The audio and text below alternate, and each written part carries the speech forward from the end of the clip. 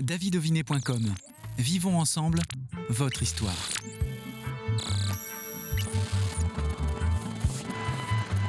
Two, three, four. Soyez les bienvenus nulle part ailleurs. Nico ne pouvait commencer sa promotion pour son nouvel album. Salut Nico. Salut David, ça va? Ça y est, nous y sommes. 2 ans après Demain tout s'arrête là. Déjà, tu tout s'arrêtera, ouais. continues, Demain tout s'arrêtera, absolument, avec ce nouvel album. Alors, j'ai lancé le titre dans l'introduction, Nulle part ailleurs. Ouais, nulle part ailleurs, ouais, parce que j'avais envie d'exprimer le côté, cette envie de voyage, cette envie d'évasion à travers cet album. Mais qu'en fait, avec tout ce qui se passe dans ma vie depuis quelques temps, je me rends compte que je suis pas si mal ici, que je veux être nulle part ailleurs en fait. Comment ça se passe depuis 2 ans, depuis notre dernier backstage? Tout va pour le mieux. Je pouvais pas attendre mieux depuis la sortie de cet album-là, de la promo, une tournée de concerts qui a été vraiment top, relayée par différents médias. On a été écouté dans plusieurs radios, on a été diffusé même outre-Atlantique. Donc, il a bien marché, hein. Ouais, cet album. Très bien marché. À notre échelle, il a bien marché, ouais. Oui. Par rapport à nous, notre petite échelle d'indé, c'est vraiment top, ouais. Il y avait même, j'ai vu pour cet album, un article sur France Info. Ouais, on a été dans la relayé, partie ouais. culture. Ouais. Ça aussi, ouais, ça a été assez surprenant. Mais même nous, on a été surpris de se retrouver ici. On a eu la chance de faire des plateaux, notamment avec France 3 aussi. Puis par la suite, ça a décollé directement jusqu'à France Info. Ouais. Ah ouais. Alors tu parles de cette petite échelle, hein, je reprends tes propos à l'instant utilisés. 15 ans maintenant que tu es dans le rap. Ouais, c'est ça, 15 ans, ouais. Tu en parles dans tes textes. Est-ce que parfois, te concernant, il n'y a pas cette envie d'éclore au niveau national, au niveau d'une échelle plus importante? Il y a forcément cette envie dans le côté où l'envie de voyager un peu plus avec la musique, d'aller jouer dans d'autres villes, pourquoi pas même dans d'autres pays, ça serait complètement fou. Mais après, tu vois, comme on disait en off, un artiste, en général, on dit c'est 7 ans. Si au bout de 7 ans, il ne s'est rien passé, c'est que c'est fichu. Et comme je disais, moi, ça fait 2 fois 7 ans maintenant, donc bon, je pense pas qu'on ira dans des grands trucs, mais on est content, on peut faire nous-mêmes, on arrive à faire nos concerts, on arrive à faire nos albums, on arrive à faire de la promo. Et oui. Quelque chose qu'il y a quelques années, on ne pouvait même pas espérer mettre un pied sur un plateau, et aujourd'hui on a cette chance-là, donc non, c'est top. Moi je suis heureux comme je suis actuellement, tout est parfait. On va regarder tout de suite, Nico, cette bande-annonce de cet album, Nulle part ailleurs. J'étais pas destiné à grand-chose, et certainement pas à percer. J'ai commencé le rap comme on commencerait à fumer. D'abord une clope, puis 2, puis 3, et tu finis par taper le paquet. Le rap, c'est pareil. Un texte, puis 2, puis 3. Et quand t'ouvres les yeux, t'as ton 5e album. Ouais, 5 albums. Ça paraît fou de le dire comme ça. Surtout quand personne te connaît. Longtemps, j'ai mis de côté ma vie, des proches, des potes, grillé ces 15 dernières années pour une passion dont j'ignore encore où elle va m'emmener. J'ai chanté dans des salles quasi vides, dans des bars pleins à craquer, serré la main à des stars dont certaines m'ont désappointé. Mais je continue. Je continue car en vrai, je sais pas faire grand-chose. Les 3/4 de ma vie se résument à griller des steaks et écrire des chansons. Reste à savoir dans quoi je suis le meilleur. Je crois que c'est Carl Rogers qui disait que c'était stupéfiant de voir que des problèmes qui paraissent impossibles à résoudre deviennent solubles lorsque quelqu'un nous entend. C'est peut-être pour ça que je rappe. C'est toujours plus simple de parler de ces problèmes à des inconnus. Enfin, des problèmes. Je suis pas à plaindre, hein. J'ai une famille, la santé, un toit. Je viens d'épouser une femme incroyable. Y a pire, non? C'est dingue de voir à quel point l'humain a cette faculté de retenir le négatif, comme si le bonheur était flippant. Moi, je rêvais secrètement de me barrer. Mais bon, je suis pas si mal ici, et puis c'est là que tout a commencé. Mes premiers pas, mes premiers rêves, mes premiers rires, mes premiers pleurs. Je crois que j'ai trouvé le titre parfait pour le prochain album. Nulle part ailleurs. Nulle part ailleurs. Quel clip, vraiment, quel teaser. Explique-nous la genèse de ce clip. Où est-ce qu'il a été tourné? On a tourné principalement sur Luçon, donc de là où je suis à la base, et puis après on a été tourné sur la côte, proche de l'Aiguillon pour le plan final, ouais. Voilà, on a fait ça avec Macalta, qui est réalisateur de certains de mes clips et également celui qui a réalisé la pochette de l'album, le visuel du CD, quoi. Tout est dit dans le clip. Tu expliques bien la raison pour laquelle tu as souhaité le nommer Nulle part ailleurs. Ouais. Et puis, tu avais beaucoup de choses à dire depuis 2 ans. Comment t'expliques ce côté fructueux? Je pense des choses qui se sont passées dans ma vie, quoi. J'ai eu, comme on voit dans le teaser, quoi, j'ai eu la chance de me marier, j'ai la chance de bientôt être père. Enfin, c'est tant de choses en fait qui amènent de l'inspiration, quoi. Et puis voilà, il se passe plein de choses dans ma vie qui font que j'avais ce besoin d'écrire, j'avais cette inspiration. J'étais beaucoup plus sombre entre guillemets sur mes projets précédents et là je me rends compte que même si j'ai toujours eu cette envie de me barrer, comme je dis dans le teaser, je suis pas si mal ici, quoi. On est plutôt bien. 14 titres dans ce nouvel opus, 14, avec quand même des titres qui balancent, où tu es en colère par moment. D'ailleurs, tu nous inciterais à commencer par quel morceau, tiens? Quand même par le titre Nulle part ailleurs. Ouais. Mais après, tout dépend de ce qu'on recherche, quoi. Si on a envie de quelque chose d'assez punch, on peut aller sur des titres comme Salut à toi ou comme Mike Attack. Après, si on a envie d'aller plus dans la mélancolie, on peut aller sur des titres comme La route est longue ou même Lettre à moi-même. Voilà. Ouais, elle est bien cette lettre à toi-même, cette introspection. Ouais, j'ai essayé de créer ce double personnage de moi-même, fit moi-même, de moi il y a 15 ans et de moi aujourd'hui, qui me répond, qui me pose mes propres questions. Ouais.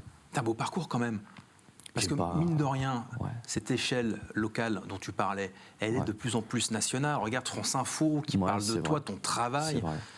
C'est pas rien quand même. Non, c'est pas rien, mais en même temps, je m'en rends pas plus compte que ça, parce que on n'a pas cherché non plus, quoi. On a essayé de démarcher pour faire vivre notre musique, de promouvoir le plus possible nos sons, mais on s'attendait pas à avoir autant de retours. Quand on a commencé il y a 15 ans, on était loin d'imaginer même de fouler une scène ou de passer dans une radio, quoi. Ouais. C'était loin d'être la priorité. Même aujourd'hui, en soi, si on le fait, c'est un luxe pour nous de pouvoir passer en radio ou en télé. Mais nous, en fait, tout ce qu'on veut, c'est faire de la musique et faire de la scène, surtout. Ouais. Je parlais du titre un peu plus colérique. Faut que ça pète. Tiens, parle-nous de ce morceau. Faut que ça pète, je pense que c'est un peu le côté relayer un certain constat d'urgence, mais ça fait 50 ans que le rap existe, ça fait 50 ans qu'on en parle, quoi. C'est que malheureusement, le discours reste toujours le même et ça n'a pas vraiment évolué. Et c'est ni plus ni moins un discours que n'importe quel Français pourrait avoir devant son jambon et sa purée en regardant le 20h le soir, quoi. Le côté un peu énervé de tout ce qui se passe, quoi. C'est certaines injustices. La route est longue. Pour que ça soit apaisé, La route est longue, c'est aussi un de tes morceaux. Oui, ouais. Mais la route sera très longue, pour apaiser tout ça. Ouais. Je pense que c'est pas demain la veille que ça changera, malheureusement. Point de départ, qu'est-ce que tu peux nous dire sur ce titre? Point de départ, le morceau explique tout simplement vraiment toute la rétrospective de mon début en 2008 à aujourd'hui, des rencontres qu'on a pu faire, des portes qu'on a claquées, des messages qu'on a passés. Ça parle de tout ça, quoi, les 15 dernières années. Ma réalité aussi, autre très Ma joli réalité, titre. en feat avec Soulib. Donc ce morceau-là, en fait, parle ni plus ni moins de nos vies, que ce soit dans le personnel, donc d'aller travailler le matin, de nos vies de famille, nos vies de couple, notre vie en général, quoi, tout simplement. Et puis, quand le soir, les lumières s'éteignent et que le côté rap prend le dessus, côté artiste.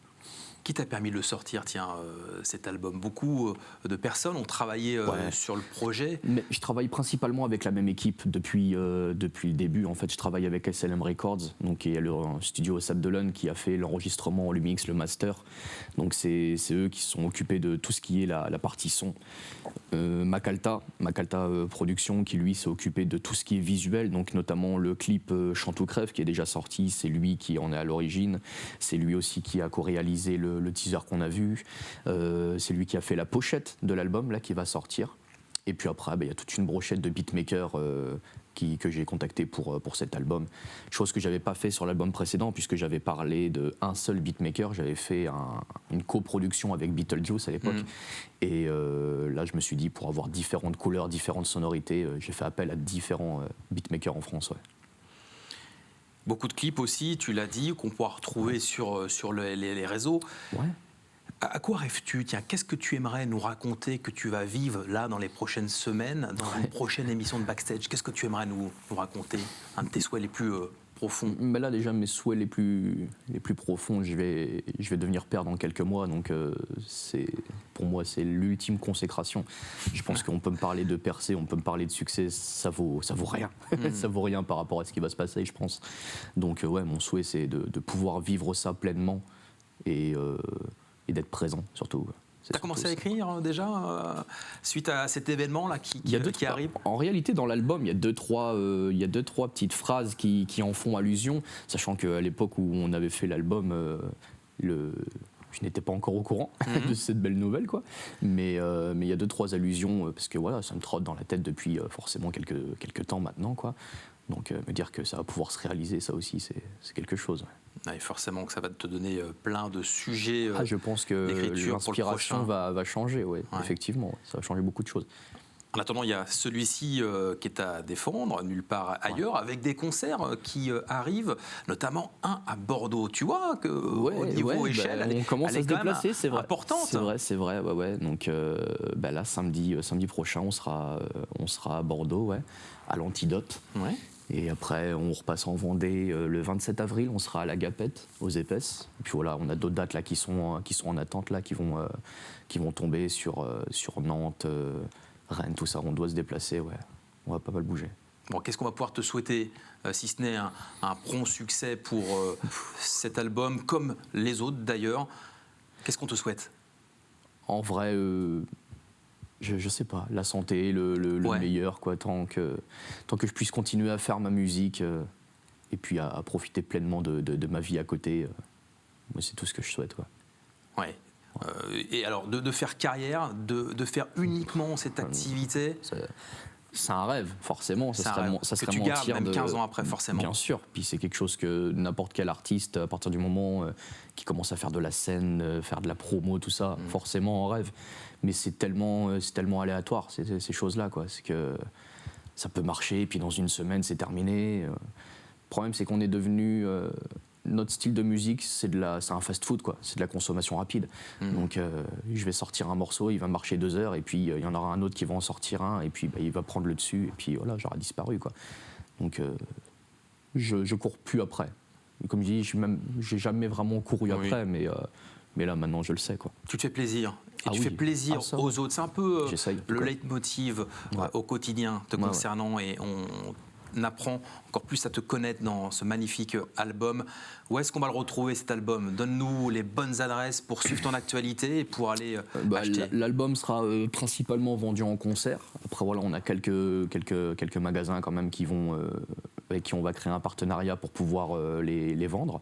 Mais après, ça sera principalement en concert, en main à la main, parce que c'est ce que je préfère, avoir directement l'auditeur en face de moi pour pouvoir échanger, quoi.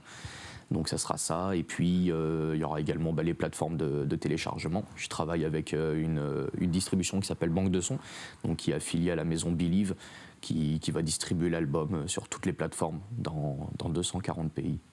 Donc à petite échelle, on va quand même voyager. Échelle internationale. Tout en restant dans le coin. Plein de bonnes choses, Nico. À toi, merci d'avoir commencé par TV Vendée pour ta promotion. Merci. Prenez soin de vous, prenez soin des autres également, et à la semaine prochaine pour un nouvel épisode de Backstage.